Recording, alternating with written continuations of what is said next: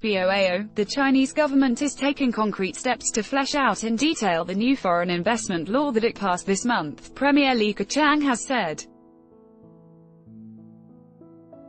Supporting regulations that back up the new law, which has been criticized for being short on specifics, will be formulated by the end of this year, so that they come into force together with the new law on January 1, 2020, he said in a speech on Thursday, March 28.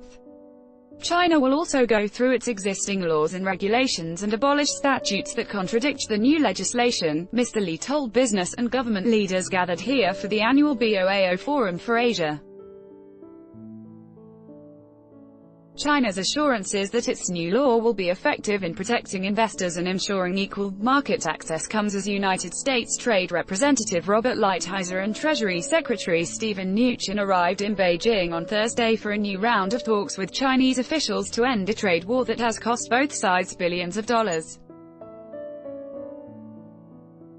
Reuters reported that China has put forward proposals that went further than in the past, including on technology transfer, according to a senior U.S. official.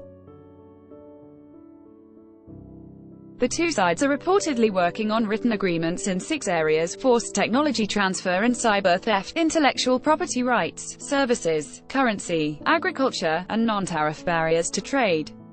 In his speech, Mr. Li said the economic outlook for China remains upbeat despite concerns that the global economy is losing momentum amidst uncertainties.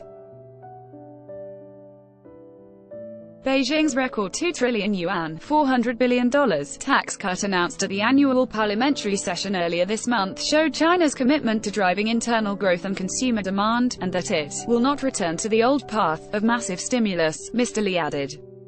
China's sound economic performance is not a result of quantitative easing or massive stimulus, Mr. Li said. Some fluctuations in economic growth from month to month or quarter to quarter are hardly avoidable.